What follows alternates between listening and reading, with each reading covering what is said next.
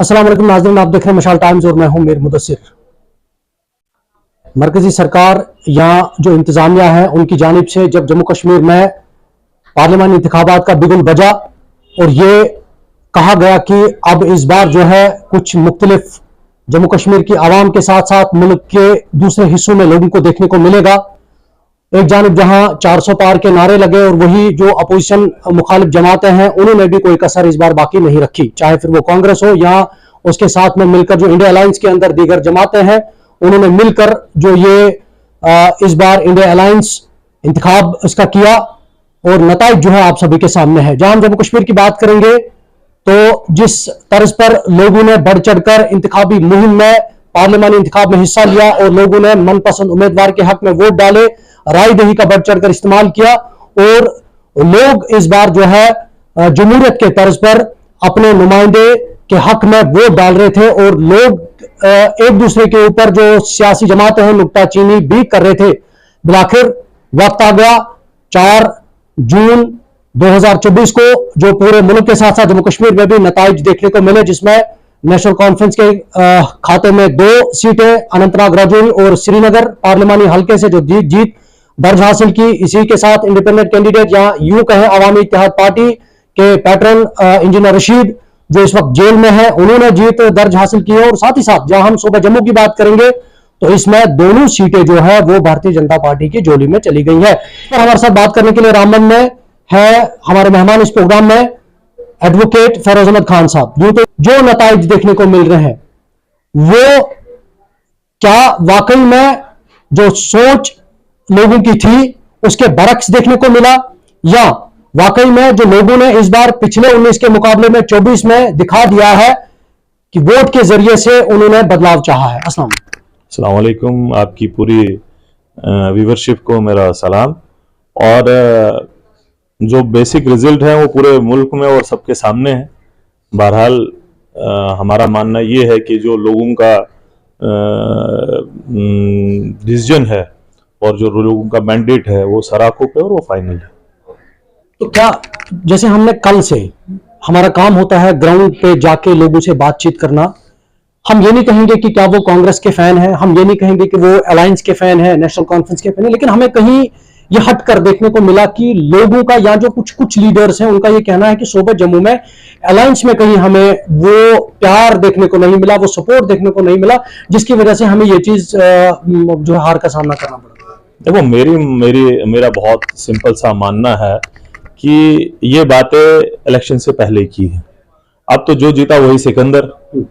Obviously देखने की बातें बहुत सारी हैं कि क्या वजूहात रहे कि जिस तरीके से जो हमारा एक्सपेक्टेड रिजल्ट पूरे मुल्क में होना चाहिए था वो नहीं हुआ। बट इसके बावजूद आप देख लीजिए कि जिनके नारे थे 400 पार के, तो जनता ने बता दिया, लोगों ने बता दिया कि घमंड अहंकार का क्या जवाब है। लोगों ने बता दिया बेरोजगारी का क्या जवाब है। माना वो मैनेजमेंट स्किल उनके अच्छे थे, मगर हकीकत में आप देखिए कि मार्जिन क्या रहा है, वोट परसेंटेज का मार्जिन क्या रहा इस बार जीतने वाले और हार में। और ये नहीं है कि बीजेपी को कोई क्लियर मैंडेट मिला है जैसे 2014 में मिला था, जिस तरीके से उनको 2019 में मिला था। इस बार कोई क्लियर मैंडेट नहीं। अगर सरकार किसी की भी बनेगी that will be collision government, कोई फुल फ्लैश गवर्नमेंट नहीं। इसका मतलब कि लोग बीजेपी से खुश नहीं है। इस बार विपक्ष को यूपी जैसी जगह पे, मैं तो यूपी की जनता का धन्यवाद करता हूं किस तरीके से बेहतरीन वोट उन्होंने वहां पर सीटें इंडिया अलायंस को दी। और राहुल गांधी जी 4 लाख वोटों से जीते, चाहे वो वायनाड हो जहां 3,60,000 वोटों से जीते और रायबरेली में 4 लाख वोटों से जीते।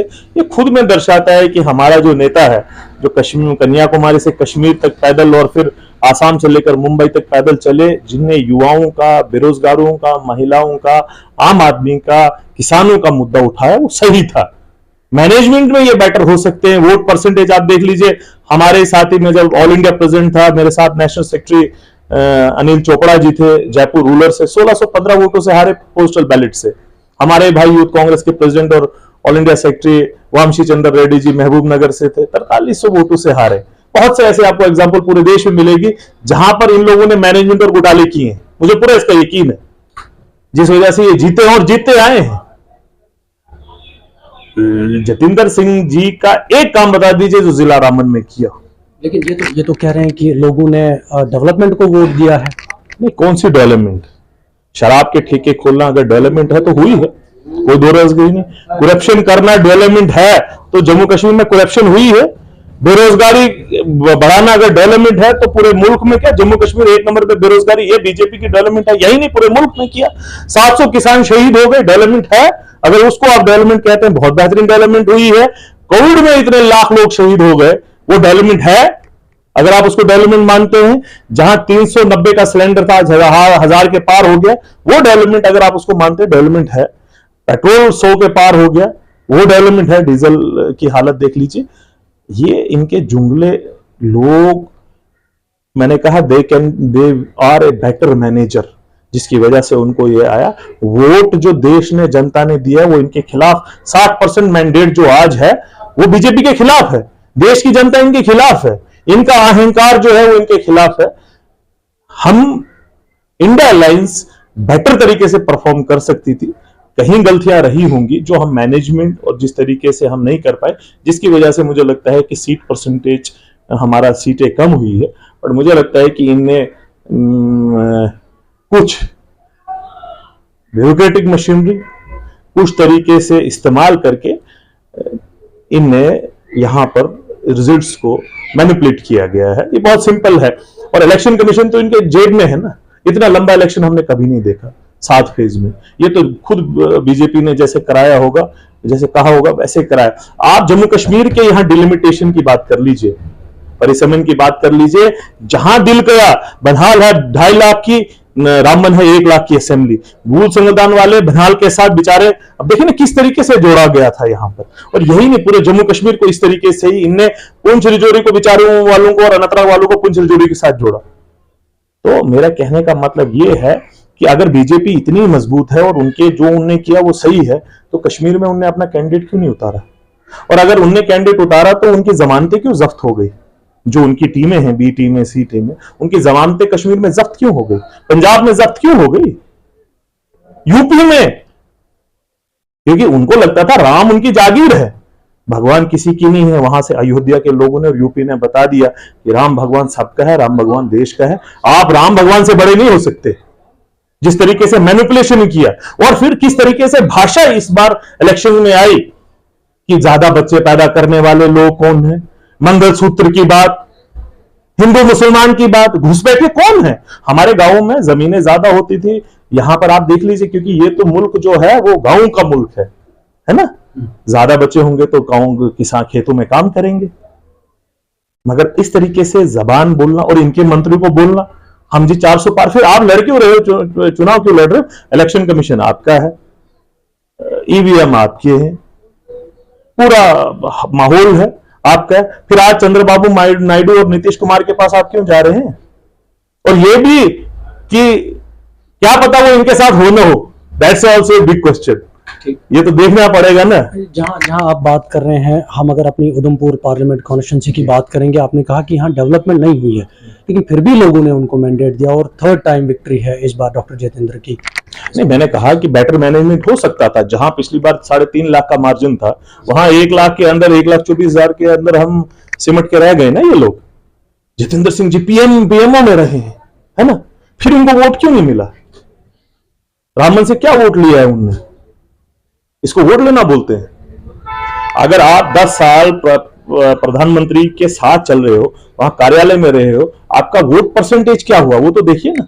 अभी तो अलायंस में था, 3-4 पार्टियां एक साथ में थी, मिलकर थी, तो एक साइड में एक ही। कहा कि हम बेटर कर सकते थे अगर हमारे से कहीं ना कहीं मैनेजमेंट में कुछ थोड़ा, हम लोग उसको बेटर कंसोलिडेट नहीं कर पाए और उसको वोट कन्वर्ट नहीं कर पाए। जैसे उस दिन बारिश बहुत ज्यादा थी, हमारे जो हिली एरियाज थे उस तरीके से नहीं हो पाया, बेटर कम्युनिकेशन नहीं हो पाया। वरना जिस तरीके से मैनिफेस्टो था, जिस तरीके से अपोजिशन की लड़ाई राहुल गांधी जी ने लड़ी, जिस तरीके से यहां से रामबन से भी आपने देखा वो पैदल गए, तो अगर वोट पड़ा है तो वो तो राहुल गांधी जी के नाम पर पड़ा है। वोट पड़ा है तो वो संविधान को बचाने की बात पर पड़ा है। वो वोट मोदी के अहंकार के खिलाफ वोट पड़ा है। वो इनकी, आज देख लीजिए, आज जितेंद्र सिंह जीत गए हैं, उनको हम मुबारकबाद देते हैं। जीत जीत होती है, हार हार होती है, मगर अगले 5 साल देख लीजिए वो यहां मुड़ के नहीं आएंगे। जम्मू कश्मीर जहां रियासत थी उसको बदल दिया इनने क्या एक यूटी में, और उसका जवाब मिला। ये क्या बोल रहे हैं आप? जम्मू कश्मीर में 80% वोट इनके खिलाफ पड़ा है। सीट परसेंटेज को छोड़ दीजिए ना, पूरा कश्मीर प्रोविंस में वोट परसेंटेज इनका क्या है? 20,000। और पूरे जम्मू प्रोविंस में वोट परसेंटेज क्या है इनका? इनने माना इनने सीटें 2 निकाल ली हो, अगर लद्दाख को भी ले लिया जाए तो इनका तो वोट परसेंटेज मुझे लगता है 90% पे 90% अपोजिशन ले रही है, 10% पे बढ़ जाता है। ये अच्छा हो गया ना कि मैं एक ओवर में 6 छक्के मार लेता हूं, तो पिछले ओवर्स में कुछ नहीं खेलता हूं, मैंने तो 36 रन बना दिए। वही तो बीजेपी का सवाल है। मगर ऑब्वियसली जो जीते हैं, हम बेटर मैनेज कर सकते थे और हमें बूथ लेवल मैनेजमेंट पे काम करने की जरूरत है। इनके पास पैसा है, आप देखिए ना, इलेक्टोरल बॉन्ड का घोटाला 6,600 करोड़ का घोटाला तो खुल्लम खुल्ला सुप्रीम कोर्ट ने निकाला ना। इनके पास पैसा, वो इस्तेमाल कहां होगा? 70 साल में बीजेपी का ऑफिस रामन में नहीं बना, इनने बना दिया ना। तो भाई पैसा कहां से आया? इस हाईवे पे धूल तो आपने और मैंने ही खाई ना, रामन की जनता धूल खाई है। एक भी काम अभी भी हाईवे पूरा नहीं हुआ। जहां 1800 करोड़ में प्रोजेक्ट पूरा होना था, वहां 5400 करोड़ से ऊपर चढ़ गया है। यह मिहाड़ में 400 मीटर का टनल बनाने के बाद गिर गया। किसी ने पूछा ये पैसे इनके घर का है? हाँ, मैंने बोला कि राजगढ़ में हो तो शराब के ठेके खोले इनने, रामबन में शराब का ठेका खोला, उखड़ाल में शराब का ठेका खोला। इसके अलावा इनको कुछ नहीं किया, क्योंकि ये खुद भी मदोश रहना चाहते हैं, पूरे देश को भी जुमला बोल बोल के कि भाई अच्छे दिन आएंगे। वो कौन से अच्छे दिन थे? कहां वो सरकार आई थी विकास के नाम पर, वो विकास ही गायब हो गया। शायद वो चाइना में ले गए, अब चाइना वाले उसको पकड़ के ले गए। ये मोदी जी का विकास रह गया। ये जुमले हैं, बेटर मैनेजर्स हैं वो। मगर अगर देश की हित की बात कोई करता है तो वो सिर्फ कांग्रेस पार्टी है। कहां ये 400 की बात कर रहे थे? अब खुद ही बता दीजिए ना। तो क्या किस उम्मीद से आप हैं अब जो सरकार बनने जा रही है? किस करेंगे? देखो, ये मेजॉरिटी जो पार्लियामेंट का इलेक्शंस, जो पार्लियामेंट्री डेमोक्रेसी, उसमें तो यही है कि जो सबसे ज्यादा वोट ले उसको पहले बुलाया जाता है, इनवाइट किया जाता है। मगर फिर भी आप देख लीजिएगा कि नीतीश जी तो 6 महीने हमारे पास थे ना, इंडिया अलायंस के साथ थे। क्या हुआ ऐसा कि वो फिर बीजेपी के साथ चले गए? तो आज तो उनको मौका मिला है ना। आप 6 महीने पहले तो डरा दिया आपने चाचा नीतीश को ईडी सीडी सीबीआई लगा के, मगर आज तो उसका मौका आया ना। क्या चंद्रबाबू नायडू जी मोदी जी के खिलाफ क्या कहते थे? आप खुद देख लीजिए ना, फेक लीडर और पता नहीं क्या क्या कहा। क्या वो ट्वीट कर रहे हैं? आज तो करेंगे ना। मगर देखो, अगर उनको अच्छा ऑफर मिल गया तो वो जरूरी थोड़ा एनडीए के साथ रहे, वो इंडिया अलायंस के साथ भी आ सकते। ये तो राजनीति है। हम भी पूरी कोशिश करेंगे कि हमारी सरकार बने, बीजेपी की ना बने। और ऑब्वियसली बीजेपी तो कोशिश करेगी। मगर आप देख लीजिए कि पूरा मशीनरी, मैं तो आपको धन्यवाद देता हूं और यहां की जम्मू कश्मीर की मीडिया को धन्यवाद देता हूं कि उन्होंने एक अच्छा प्रोस्पेक्टिव दिखाया और हर पार्टी को और हर लीडर को अच्छे तरीके से शो किया। मगर आप देश में देखा दीजिए ना, एग्जिट पोल कहां बता रहा था? अब एग्जिट पोल की बात कर लीजिए, जहां बेचारे लोकल के रिपोर्टर्स, लोकल मीडिया वाले, यूट्यूब चैनल्स बता रहे थे कि नहीं भैया टफ फाइट है, वहां 400 पार तो दिखा रहे थे ना एग्जिट पोल वाले।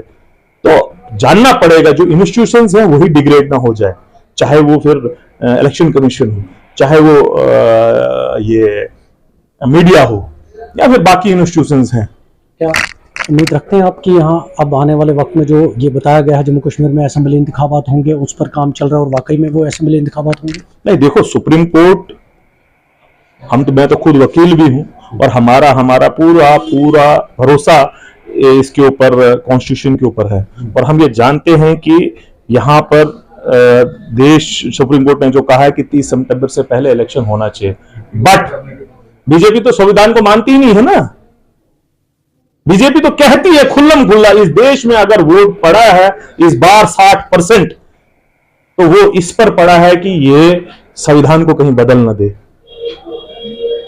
तो मुझे नहीं लगता कि ये संविधान को मानने वाले लोग, मुझे नहीं लगता है इलेक्शन कराएंगे। मुझे लगता है डीडीसी पंचायत इलेक्शन कराएंगे, बट असेंबली इलेक्शन दूर दूर तक नहीं कराएंगे। अगर कराएंगे तो इनको पता है कि हमारा भांडा फोट हो जाएगा, हम सरकार जम्मू कश्मीर में नहीं बना पाएंगे। हम लखनपुर के पार, इनके जो यहां पर घूम रहे हैं कौन, अच्छे अच्छे रंगे बिल्ले और चुटकुले बोलने वाले, जुमले बोलने वाले, उनकी हालत खराब होगी। इस पार्लियामेंट्री इलेक्शन के रिजल्ट्स को आप देख लीजिए अगर असेंबली वाइज, तो अगर यहां पर 90 असेंबली हैं, उसमें इंडिया अलायंस 70 से पार हो रही है, तो मेजोरिटी तो वैसे ही इंडिया अलायंस के पास है।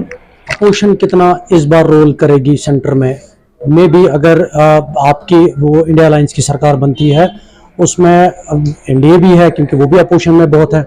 अगर एनडीए की सरकार बनती है तो कितना रोल रहेगा इस बार अपोजिशन का वहां पर लोगों के हित में बात करने का और काम करने का पिछले 2019 के मुकाबले? नहीं, देखिए, आप समझे, इस बार जो वो मार्शल लॉ पार्लियामेंट के अंदर होता था वो नहीं हो, चाहे सरकार किसी की भी बने, मगर पार्लियामेंट में एक हेल्दी डेमोक्रेसी की तरह पक्ष और विपक्ष दोनों रहेंगे, अपोजिशन भी रहेगी और वहां पर जो इलेक्टेड गवर्नमेंट होगी वो भी होगी और बात होगी। और यही जमहूरियत की, लोकतंत्र की, डेमोक्रेसी की खासियत है और लोगों की आवाज वहां पर सुनी जाएगी। ये नहीं दानाशाह की आके एमपीज को सस्पेंड कर देना, निकाल देना, किसान पिछले 10 साल से बेचारा बॉर्डर पे बैठा है उसकी बात तक नहीं सुनना। आप देखो यूपी में सबसे ज्यादा पेपर लीक बात, अगर आपने वोट मांगा तो अगर आप इतने डेवलपमेंट पे यकीन था फिर आपने हिंदू मुसलमान के नाम पर वोट क्यों मांग रहे हो? आप लोगों को आपने बेवकूफ बनाया, अडानी को करोड़पति क्यों बनाया? फिर आप कहते हो कि भैया अडानी और अंबानी मुझको ही चंदा नहीं देते हैं। तो मेरा मानना है कि इस बार पार्लियामेंट के अंदर अगर सरकार ये बना भी लेते हैं, मत जो विपक्ष होगा ये सरकार बनाएंगे वो लंगड़ी सरकार होगी और उसका एक डंडा अपोजिशन के पास रहेगा। हर 6 महीने में नो कॉन्फिडेंस मोशन आता होगा और अगर इनके सरकार बना गई 6 महीने से ज्यादा नहीं चलेगी, मैं आपको कह देता हूं। आखिर में आपसे पूछूंगा, डोडा उधमपुर पार्लियामेंट कॉन्स्टिट्यूंसी में जो आपको वोट मार्जिन पड़ा है, आवाम तक आप क्या कहना चाहेंगे? नहीं, मैं आवाम से सिर्फ यही गुजारिश करूंगा कि आपका बहुत बहुत धन्यवाद। आपने बहुत बड़े तरीके से प्यार, सम्मान और वोट डाला। थोड़ी सी कसर रह गई है, आगे चुनाव आ रहे हैं। ये जो जुमले वाली सरकार है, ये जो सरकार है जो बेरोजगारों के खिलाफ है, ये जो जम्मू कश्मीर के खिलाफ वाली सरकार है जिनने ये स्टेटहुड लूटा है, जिस तरीके से हमारे लैंड लॉज, जॉब्स को बर्बाद कर दिया हमारे युवाओं को, और जिस तरीके से करप्शन और शराब के ठेके घर घर में खोले, जिस तरीके से हमारी बेइज्जती हुई है, आपने एक धक्का मारा है। छोटी सी अब कसर रह गई है, 1,24,000 कुछ नहीं होता, जहां 24 लाख वोट हो, एक धक्का और मारिए ताकि हम इनको लखनपुर करें और आपकी सरकार बने। आप इंडिया अलायंस को सेवा का मौका दीजिए, कांग्रेस पार्टी को सेवा का मौका दीजिए। हम आपकी खिदमत में हमेशा हाजिर रहेंगे और आपका जो ये मैंडेट मिला है हमको, हम निराश नहीं होने देंगे। हर जगह, हर डगर, हर गांव में, हर सड़क पे हम आपकी आवाज उठाएंगे और आपके लिए लड़ाई लड़ेंगे। बहुत बहुत धन्यवाद, बहुत बहुत शुक्रिया हमारे साथ बात। अस्सलाम वालेकुम, शुक्रिया भाई। हमारे साथ Congress senior leader advocate Feroz Ahmed Khan sahab थे, जिन्होंने हमारे साथ तफसील में बात की और ये बताया मुल्क के साथ साथ जम्मू कश्मीर के अंदर जो सियासी हलचल रही आखिरी लम्हे तक और जब तक नताइज भी सामने आए। अब मुल्क के अंदर मजहब की सियासत पे बात नहीं होगी, मुल्क के अंदर अब जो डेवलपमेंट है उसके ऊपर बात होगी और वो सियासत जो है कामयाब होगी और जो भी मसले मसाइल होंगे वो जमहूरी तर्ज अमल पर ही हल होंगे बकौल कांग्रेस पार्टी के जो लीडरान है। देखना ये होगा कि कब मुल्क के अंदर सरकार बनेगी और किसके सर पर सहरा होगा, किसका पलड़ा भारी होगा, ये आने वाला वक्त जरूर बताएगा। नए प्रोग्राम और नए मेहमान के साथ मैं मीर मुदस्सिर आपसे दोबारा रूबरू होऊंगा। तब तक के लिए दीजिए इजाजत। अल्लाह निगहबान।